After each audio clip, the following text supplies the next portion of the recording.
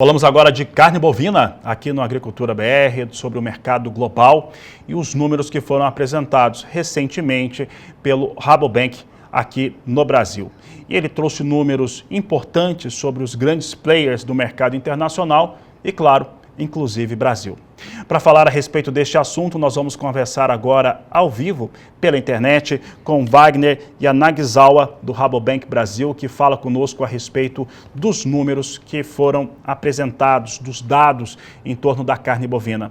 Wagner, é um prazer conversar contigo aqui no canal do Boi e falando a respeito deste período que é considerado no levantamento, como é que está o cenário de oferta de carne bovina e a demanda internacional por ela? Boa tarde, seja bem-vindo.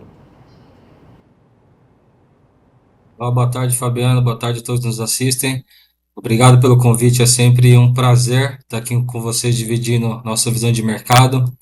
Bom, de fato, esse início de 2025 está se consolidando um cenário onde a gente estava já antecipando aí, pelo menos desde a metade do ano passado, que é o cenário de restrição de oferta, né? Uma combinação aí entre os principais produtores e exportadores de carne bovina no mercado global, num cenário de redução, né? Então, isso trazendo preços maiores, num cenário onde a demanda externa em algumas regiões aí tem trazido alguns sinais de recuperação.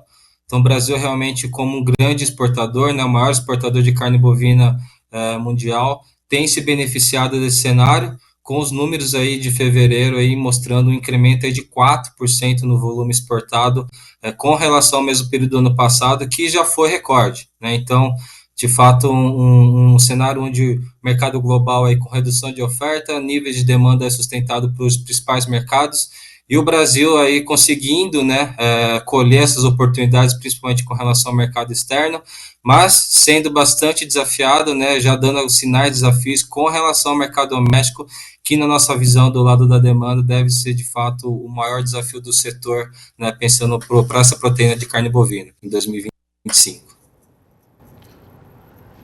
Wagner, em relação, já que a gente veio para o Brasil, e aí eu tenho que pensar, quando a gente pensa em exportação, a gente vê China, nós vemos a China que tem mantido, de certo modo, um volume muito próximo àquilo que ela já vinha comprando, houve algumas ligeiras reduções, os preços estão maiores, há até alguns debates, algumas tentativas de repactuação de preço, mas também uma realocação aqui para o Brasil em relação às exportações de carne bovina do market share dos países que são compradores, a participação desses países. Como é que esse cenário tem se desenhado e o que ele traz de benefício para a cadeia produtiva nacional? Bom, falando um pouco sobre o mercado da China, de fato eles estão vindo de um momento, aí, de um ano de 2024, de níveis de oferta realmente acima da demanda, tá?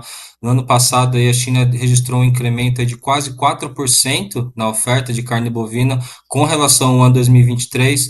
Isso trouxe um cenário de pressão nos preços praticamente durante o ano inteiro, né? Então impactando diretamente a rentabilidade, né, do setor lá na China. Essa queda de preços impactando negativamente na rentabilidade tem trazido um cenário de liquidação de rebanho, não só de carne bovina, mas também do setor de leite, tá? Isso tem corroborado para esse cenário de aumento. Porém, quando a gente olha as importações da China, teve mais um incremento no ano passado em termos de volume, tá? Como a China aí importando cerca de 2,9 milhões de toneladas, um incremento de 5% com relação ao ano anterior, e o Brasil, como você comentou, né, se aproveitando desse movimento, aí, participando com 46% de toda essa importação de carne bovina, né? Então, cenário realmente de dependência mútua. Nesse início de ano, apesar da China continuar sendo o nosso principal mercado, a gente vê uma ligeira redução aí na casa de 3% com relação ao acumulado desse ano com relação ao mesmo período do ano passado.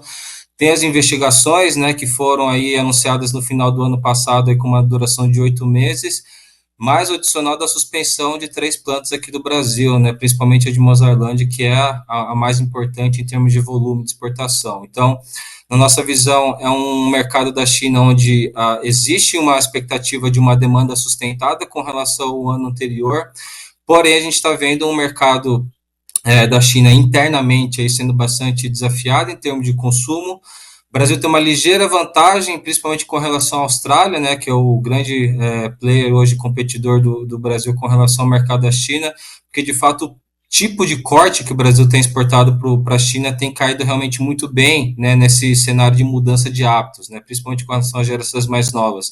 E no consumo dentro do lar, a carne bovina brasileira realmente tem ganho mais atratividade, tá? Não só por conta dessa questão do corte, né, com relação a que é diferente do corte que é oferecido pela Austrália, mas também com relação ao tipo, né, essa questão do nosso Nelore realmente tem tido um incremento interessante e principalmente com relação a preço, tá?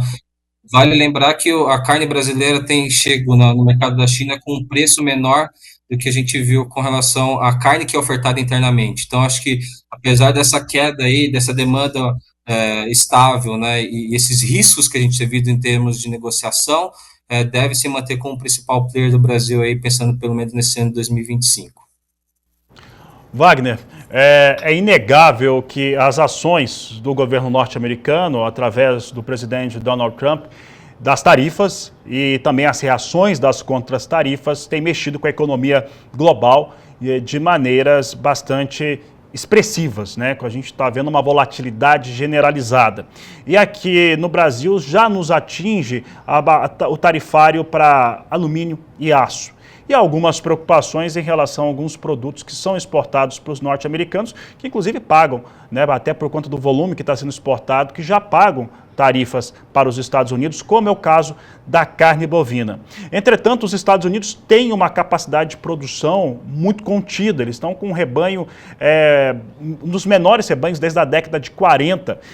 O que você acredita, né, o que o relatório aponta em relação ao consumo de carne nos Estados Unidos e a demanda de carne bovina importada pelos norte-americanos, aí, principalmente de Brasil?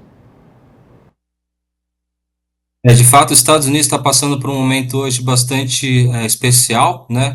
Que é uma combinação, como você comentou, de uma oferta atingindo um dos menores patamares aí da história, né? Principalmente com relação ao estoque de gado. Se a gente for ver o número do SDA com relação ao ano 2023, a gente está falando de uma queda no ano passado de 495 mil cabeças, tá? É um volume realmente de queda bem interessante, né, num ano, sendo que só o volume de vacas de corte teve uma queda de 150 mil cabeças, tá? Esse volume de estoque, quando a gente pensa no último pico, né, do ciclo pecuário, lá em 2019, a gente está falando de um rebanho de 8 milhões de cabeças a menos. Então, realmente, níveis de oferta realmente em patamares muito baixos nos Estados Unidos. Em contrapartida, a demanda local está num dos melhores patamares da história. Se a gente for seguir o indicador, né, de consumo de carne bovina no ano 2024, foi o melhor dos últimos 30 anos. Tá? Então, é uma combinação de oferta realmente está muito limitada, porém o mercado doméstico tem absorvido, demandado bastante, mesmo com esses patamares de preço. Então, quando a gente olha para o Brasil, em termos de fundamento, realmente a gente está muito bem posicionado, né? Com um player que está crescendo bastante em termos de volume de importação do Brasil, já é o nosso segundo maior mercado. Existe um esforço aqui, né, do governo brasileiro de tentar se negociar uma contrapartida com relação ao etanol, para aumentar essa cota de 65 mil toneladas para 150 mil toneladas, que de fato seria muito interessante para o Brasil. Mas num cenário aí onde Estados Unidos e China, principalmente, né, a gente tem que ficar ali no meio de campo, porque é interesse do Brasil se manter, né, disponível para esses dois mercados, mas em termos de fundamentos, realmente está jogando a favor do Brasil, não só com relação à China, né, de um possível redirecionamento do mercado chinês aqui para o Brasil, já que as exportações dos Estados Unidos para a China têm caído bastante. No ano passado, só 5% que a China importou de carne bovina veio dos Estados Unidos, mas tem que levar em consideração também os impactos dos Estados Unidos com relação a México e Canadá, que são historicamente grandes fornecedores de carne bovina para os Estados Unidos.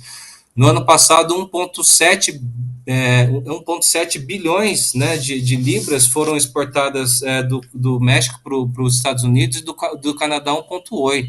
Então, assim, são players importantes, estão reduzindo, tem uma tendência de redução de oferta, e num mercado doméstico, né, no cenário de mercado doméstico ainda demandando bastante, né, fica da onde pode vir esse incremento aí, ou essa reposição em termos de oferta. É muito difícil pensar num outro mercado com preço, com biossegurança, a não ser o Brasil, né? Tem a Austrália, o que realmente, em termos de perfil de carne realmente abastece bastante, tem uma adaptabilidade melhor do que a carne brasileira, mas de fato, em termos de preço e volume, realmente a gente está muito bem posicionado.